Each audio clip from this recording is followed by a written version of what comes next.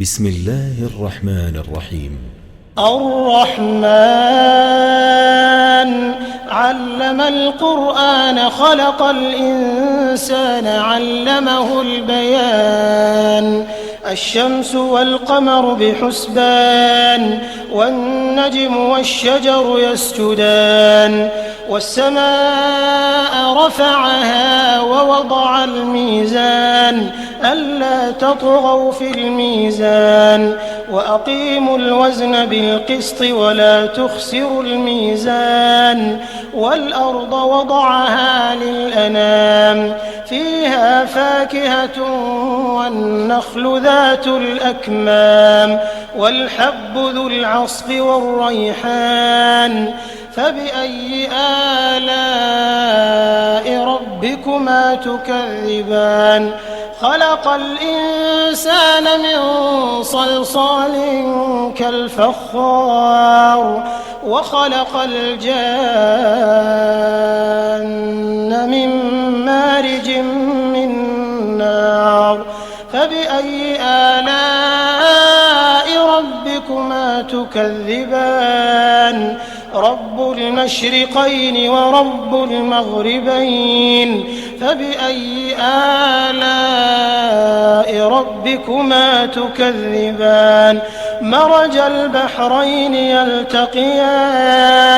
بينهما برزخ لا يبغيان فبأي آلاء ربكما تكذبان يخرج منهما اللؤلؤ والمرجان فبأي آلاء ربكما تكذبان وله الجوار المنشآت في البحر كالأعلام فبأي آلاء ربكما تكذبان كل من عليها فان ويبقى وجه ربك ذو الجلال والإكرام فبأي آلاء ربكما تكذبان يسأله من في السماوات والأرض كل يوم هو في شأن فبأي آلاء ربكما تكذبان سنفرغ لكم أيها الثقلان فبأي آلاء ربكما تكذبان يا معشر الجن والإنس إن استطعتم أن تنفذوا من أقطار السماوات والأرض فانفذوا لا تنفذون إلا بسلطان فبأي آلاء ربكما تكذبان يرسل عليكما شواظ من نار ونحاس فلا تنتصران فبأي آلاء ربكما تكذبان فإذا انشقت السماء فكانت وردة كالدهان فبأي آلاء ربكما تكذبان فيومئذ لا يسأل عن ذنبه إنس ولا جان فبأي آلاء ربكما تكذبان يعرف المجرمون بسيماهم فيؤخذ بالنواصي والأقدام فبأي آلاء ربكما تكذبان هذه جهنم التي يكذب بها المجرمون يطوفون بينها وبين حميم آن فبأي آلاء ربكما تكذبان ولمن خاف مقام ربه جنتان فبأي آلاء ربكما تكذبان ذواتا أفنان فبأي آلاء ربكما تكذبان فيهما عينان تجريان فبأي آلاء ربكما تكذبان فيهما من كل فاكهة زوجان فبأي آلاء ربكما تكذبان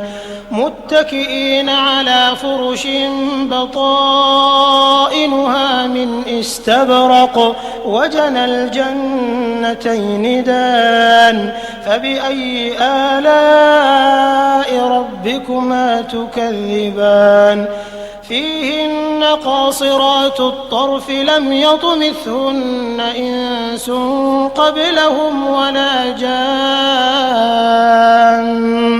فبأي آلاء ربكما تكذبان كأنهن الياقوت والمرجان فبأي آلاء ربكما تكذبان هل جزاء الإحسان إلا الإحسان فبأي آلاء ربكما تكذبان ومن دونهما جنتان فبأي آلاء ربكما تكذبان مدهامتان فبأي آلاء ربكما تكذبان فيهما عينان نضاختان فبأي آلاء ربكما تكذبان فيهما فاكهة ونخل ورمان فبأي آلاء ربكما تكذبان فيهن خيرات حسان فبأي آلاء ربكما تكذبان حور مقصورات في الخيام فبأي آلاء ربكما تكذبان